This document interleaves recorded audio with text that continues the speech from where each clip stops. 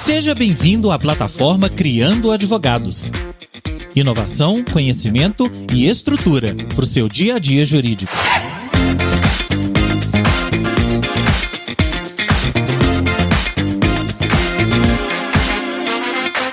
Fala galera, bem-vindos a mais um episódio da nossa plataforma Criando Advogados. Mais uma semana, mais um episódio. E hoje nós vamos falar de um episódio que semana após semana, caixinha de pergunta após caixinha de pergunta, sempre vem o mesmo questionamento: como precificar meus honorários? Como colocar preço no meu trabalho? Como fazer com que o cliente aceite a minha proposta? Qual o valor correto que eu devo enviar para que ele aceite, para que ele realmente se torne o meu cliente? Esse é um assunto muito delicado, um assunto que muita gente tem dificuldade na hora de realmente colocar valor, colocar o preço naquilo que vai ser realizado. Eu falo muito no escritório sobre isso. Eu particularmente gosto muito desse assunto. É algo que desde o início eu me interessei em estudar, em aprender, em me preparar, e acredito que grande parte do sucesso e do êxito do nosso escritório vem em atenção a esse detalhe. E eu queria te fazer pensar sobre isso também. Existe um triângulo,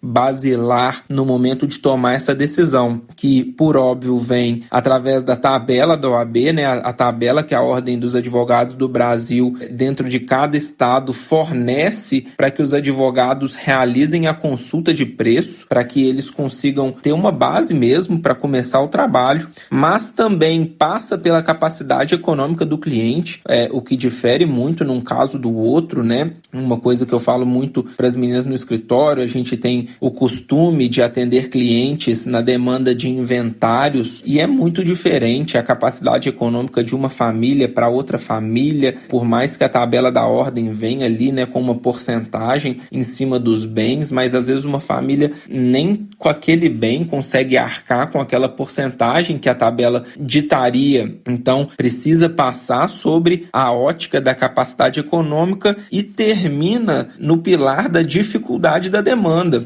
porque existem algumas demandas que a dificuldade é muito baixa e ela tem um valor extenso pela tabela da ordem, e algumas demandas que têm o valor que na teoria a gente pode dizer que ele é relativamente baixo, mas existe uma dificuldade muito alta na demanda. E o que eu digo que é dificuldade? Não é a dificuldade técnica do aprendizado do direito. Isso também precisa de ser valorado, Você passou os seus 5 anos de graduação, sua especialização e por aí vai. Existe essa dificuldade técnica, mas eu estou dizendo aqui a dificuldade temporal. Quanto tempo você vai levar para fazer esse trabalho? Será que ele é um trabalho que você vai realizar ele uma vez e protocolar aquela defesa e acabou? Ou esse é um caso que você vai acompanhar durante 5, 10 anos? Porque esses custos, eles precisam de ser levados em conta, Para você ter uma ideia, eu posso dizer que mais de 80% dos preços e propostas de honorários que a gente envia,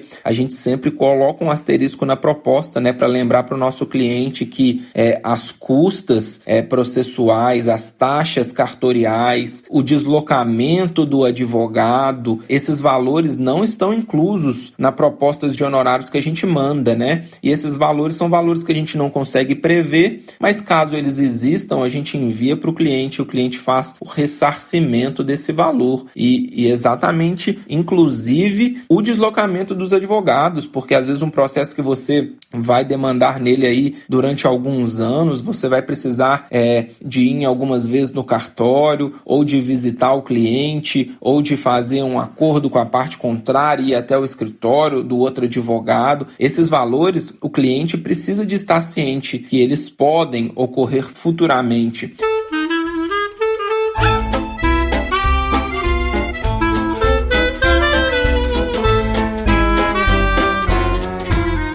Mas, voltando para os pilares que sustentam a precificação dos honorários, é exatamente isso. Muitas vezes a tabela da OAB vai te resolver, mas se a gente for atrás da capacidade econômica do cliente, será que esse cliente ele é um cliente que ele tem uma capacidade econômica maior? Então, será que eu consigo aumentar um pouco o valor do meu ticket sobre esse serviço que eu vou realizar em virtude da minha capacidade técnica, eu avalio de tudo, gente. A minha reunião inicial, as perguntas que eu faço para o cliente, desde aonde você mora, perguntas sobre a família, sobre alguns hábitos dele, sabe? Aquele bate-papo, aquela conversa que às vezes pode parecer fiada no início de uma reunião, mas eu sempre tenho um interesse atrás daquilo, que é saber realmente o estilo de vida daquele cliente para que eu possa ter mais segurança na hora de precificar, né? Às vezes o cliente,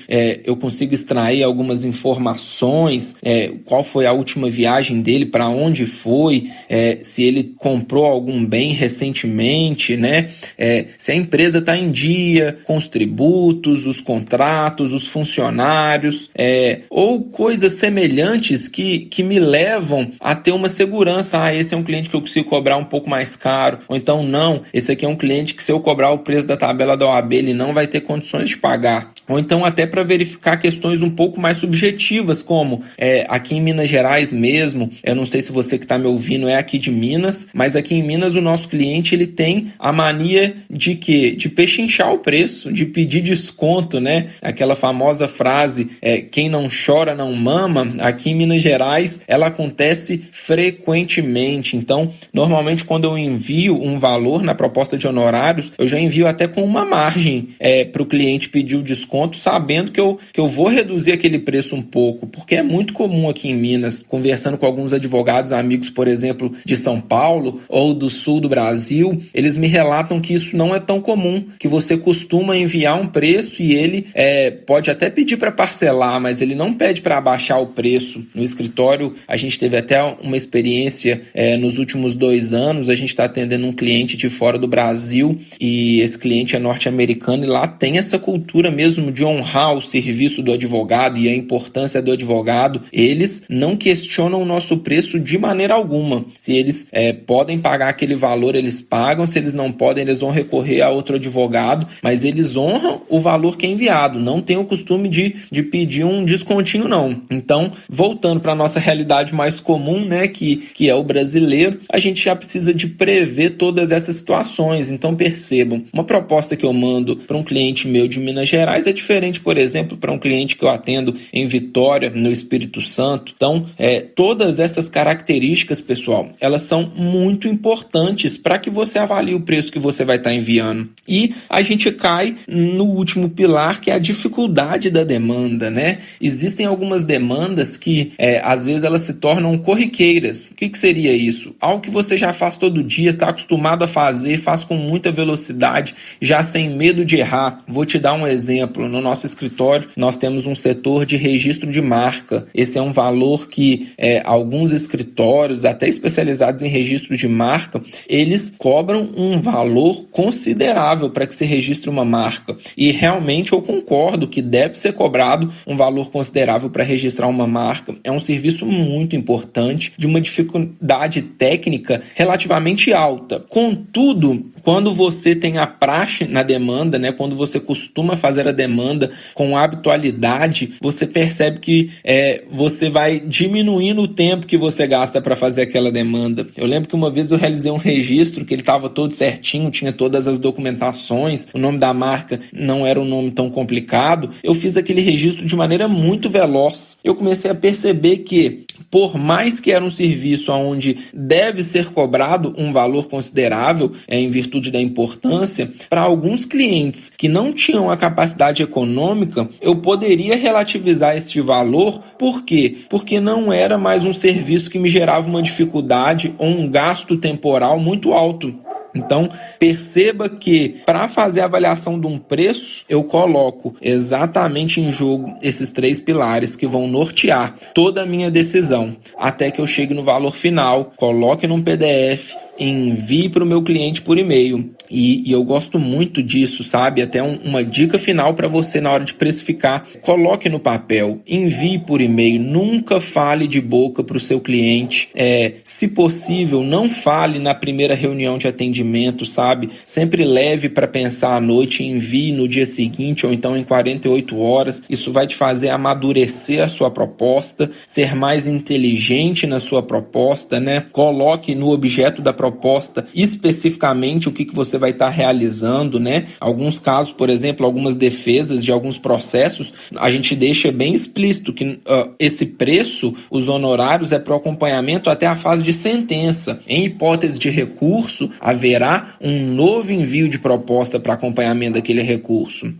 Enfim, pessoal, a precificação é algo subjetivo, mas é algo muito importante, sabe? Futuramente, eu quero criar um campo com vocês, eu quero trazer para vocês uma oportunidade onde a gente vai conversar sobre casos reais com valores específicos para que você entenda um pouco melhor, né? Eu não vou trazer isso para dentro desse podcast, porque senão ele seria um podcast de 1, 2, 3 horas, e olhe lá, mas eu acredito que existe um amplo percurso para ser percorrido no entendimento do preço de cada demanda.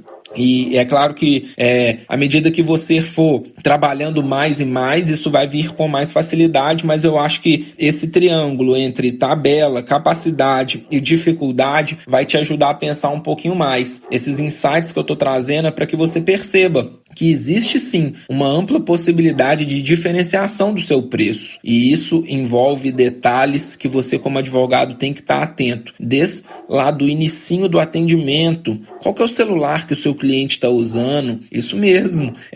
Qual que às vezes é a roupa, né? Como que ele se porta, quais são os lugares que ele frequenta, até se aquele caso ele vai te exigir uma grande quantidade de tempo, você vai precisar de um parceiro para atender essa demanda com você, e aí você chega no seu preço final, fecha o seu e-mail e envia e concretiza com sucesso esse início do atendimento. É isso, pessoal. Eu espero que esse episódio possa ter te ajudado, pelo menos aberto os seus olhos, né, para enxergar alguns desses pontos de vistas, e futuramente eu vou trazer mais alguns detalhes sobre esse assunto que é tão importante e vocês perguntam tanto e demandam tanto, e com razão, porque nós estamos falando, né, de algo que é a nossa remuneração, é aquilo que faz com que a gente tenha a possibilidade de continuar atuando. Então é isso, pessoal. A gente se vê na próxima semana com mais episódios para vocês aqui no Criando Advogados.